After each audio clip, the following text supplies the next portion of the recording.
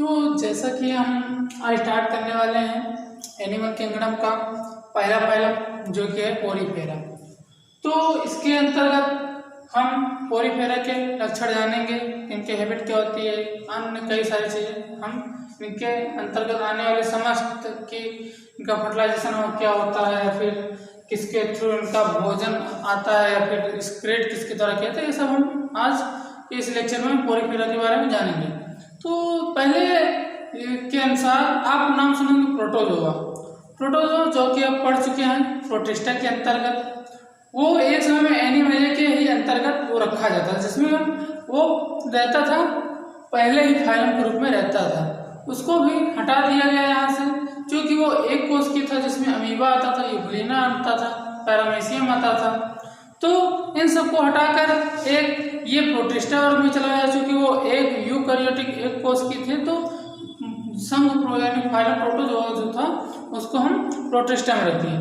तो इस लेक्चर में हम पोरीफेरा यानी कि एनिमल किंगडम का जो पहला फाइलम था पोरीफेरा था, यहाँ से स्टार्ट करते हैं।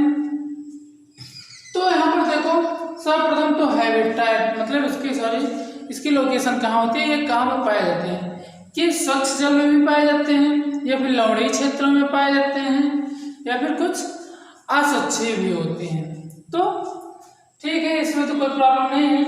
तो देखो अब इनमें जो भोजन की एक नली होती है, या फिर जो स्क्रीट पदार्थ होते हैं, उनको निकालने के लिए इनमें कुछ रंध्र पाए जाते हैं। अर्थात क्या कहते हैं, इनमें जो जल परिवहन तंत्र इनके जो शरीर के अंदर बॉडी के अंदर इनको जो होता है, जल परिवहन तंत्र इनके अंदर पाया जाता है तथा नाल तंत्र पाया जाता है, जिसके थ्रू ये किसी भी पदार्थ का इन मतलब एब्जॉर्ब करते हैं, या फिर इन करते हैं, या फिर आउट करते हैं। ओके, अब ये रंध्र कौन से हैं? ये रंध्र हैं ऑस्कुलम और ऑस्टियम।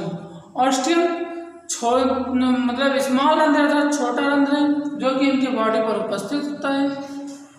और यह ऑस्टियम का क्या काम होता है, ये भोजन आदि को एब्जॉर्ब करते हैं, इसी के थ्रू ये एब्जॉर्ब करते हैं। और ध्यान देना, पोरीफेरा को मुख्यतः ये स्पंज के नाम से जाना गया है, क्योंकि ये स्पंजो सेल होती है, मतलब स्पंज टाइप में होते हैं, इसलिए इसे हम स्पंज के रूप में जानते हैं। तो अब ऑस्टियम जब इसके अंदर भोजन प्रवेश करता है, तो ये जो स्पंज सेल जो पूरी बॉडी होती है, उसमें जो भोजन या फिर जल आदि होता है, वो सब ऑस्टियम के थ्रू इनके अंदर प्रवेश करता है। तथा अब जब प्रवेश करेगा भोजन आदि का, इनमें पाचन होगा, किसके अंदर होगा, वो सब इनमें उपस्थित कोशिकाओं के अंतर्गत। इतना ध्यान रखना कि पोरीफेरा बहुकोशिकीय है। हम एनिमलिया के अंतर्गत जितने भी फाइलम पढ़ेंगे सब बहुकोशिकीय होंगे। तो अब भोजन का पाचन हुआ किसके अंदर, कोशिकाओं के अंदर। जब कोशिकाओं का पाचन हो गया, मतलब भोजन का पाचन हो गया आदि, उसके पश्चात जो स्क्रीटरी पदार्थ होते हैं उनको बाहर निकालना है, तो वो ऑस्कुलम का कार्य होता है। ऑस्कुलम का कार्य होता है कि ध्यान रखना कि केवल ये इसी एक फिगर नहीं, ये हर लगभग इनके हर एक जीव के अंतर्गत, इनके अंतर्गत जो भी जीव आएंगे उनमें सब ये व्यवस्था होता है। ये तो बस एक साइकन का एग्जाम्पल लेकर हम आपको बता रहे हैं कि कैसे इनकी व्यवस्था होती है। जैसे देखो ये स्पंजिया भी होती है, उसके अंदर भी ऑस्टियम ऑस्कुलम पाए गए हैं। उसके अलावा और जो भी जीव होते हैं उनके अंदर भी पाए जाते हैं। तो ऑस्कुलम के द्वारा जो भी इनके पचित भोज्य पदार्थ स्क्रीटरी पदार्थ होते हैं, उनको ये बाहर निकाल देते हैं। किसके द्वारा, ऑस्कुलम के द्वारा। तो इतनी बात समझ में आ गई, ठीक है। और इनके ऊपर कुछ कांटे भी उगे रहते हैं, इनके अंदर कुछ कांटे भी उगे रहते हैं, जो उनको आधार देने का प्रदान करता है, एक मतलब रीढ़ देने का प्रदान करता है, ठीक है।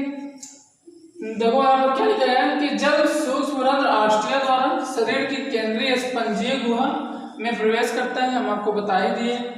बड़े रंध्र ऑस्कुलम द्वारा जल का या फिर जल के साथ जो वेस्ट पदार्थ है उनका निष्कर्षण किया जाता है, किसके द्वारा, ऑस्कुलम के द्वारा।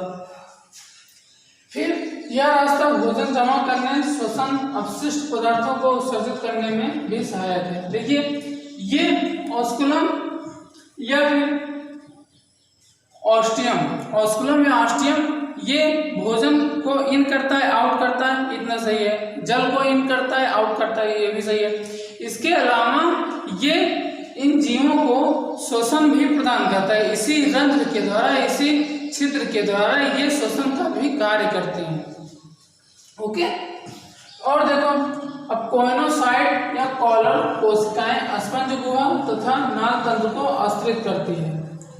अब ये जो नाल तंत्र पाए गए हैं स्पंज गुहा, इसके अंतर्गत या फिर ऑस्टियम या ऑस्कुलम, इसके अंतर्गत जो पाए जाएंगे पूरे, वे सब कोइनोसाइट जिसे हम कॉलर कोशिकाएं बोलते हैं, वे इन सबको एक कवरिंग देने का कार्य करते हैं, मतलब उनको ढके रहते हैं, उनको सुरक्षा के लिए उनके ऊपर कवर किए रहते हैं। जब जरूरत पड़ती है तो वे आवश्यक पदार्थों की अवशोषित एब्जॉर्बेशन कर लेते हैं, और जब उनका काम बंद हो जाता है तो ये कोइनोसाइट जो कोशिकाएं होती हैं उनके ऊपर एक कवरिंग उन्हें आश्रित कर लेती हैं। ओके, ये बात ध्यान रखना, ऑस्कुलम और ये ऑस्टिया, इन दोनों का इंपॉर्टेंस है इस पोरीफेरा के अंतर्गत और कोइनोसाइट कॉलर कोशिकाएं का। ओके, पाचन कोशिकाओं में होता है, ये भी आप बता दें। अब देखिए यहाँ पर आता है बात उभयलिंगाश्रयी।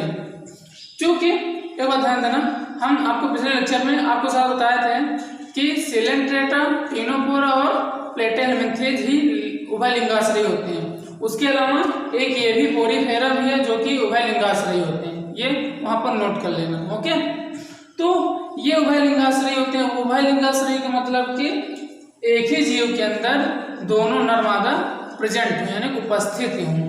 अब जब चूंकि नर मादा उपस्थित हैं तो उसे हम नर उभयलिंगाश्रयी बोल सकते हैं, और उभयलिंगाश्रयी होने के कारण इनके अंदर जो लैंगिक जनन होता है ना, लैंगिक जनन चूंकि युग्मकों के द्वारा इसमें हो रहा है, तो अब युग्मक बनेंगे चूंकि ये उभयलिंगाश्रयी हैं, तो एक ही बॉडी के अंदर जो एक ही द्वार होता है, मतलब एक ही स्थान पर एक ही द्वार द्वारा ये मेल युग्मक का भी सिक्रीशन करते हैं और फीमेल युग्मक का भी सिक्रीशन करते हैं, जिसके द्वारा युग्मकों का संलयन होता है, अर्थात फर्टिलाइजेशन होता है, जो कि इनके बॉडी के अंदर होता है, अर्थात बोल सकते हैं ये आंतरिक होते हैं, इनका निषेचन आंतरिक होता है, और परिवर्धन जो होता है, डेवलपमेंट होता है, वो भी मतलब आंतरिक होता है। तो फर्टिलाइजेशन होने के कारण या आंतरिक होने के कारण ये जो है उभयलिंगाश्रयी रहते हैं, अर्थात मेल और फीमेल एक ही में पाया जाता है।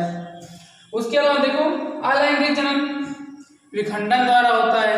अलैंगिक जनन विखंडन द्वारा होता है, मतलब बॉडी टूट जाती है। इसके अंदर जो कोशिकाएं होती हैं वे फैली हुई पाई जाती हैं। आपको हम पिछले लेक्चर में भी बता चुके हैं कि स्पंज के अंदर जो कोशिकाएं पाई जाती हैं वे बिखरे रूप में पाई जाती हैं। ओके, ठीक है, इसके कुछ उदाहरण हैं साइकन, साइफन, फिर यूस्पोंजिया, जिसे हम बॉथ स्पंज के नाम से भी जानते हैं। आप बॉथ स्पंज के नाम से क्यों जानते हैं इन्हें?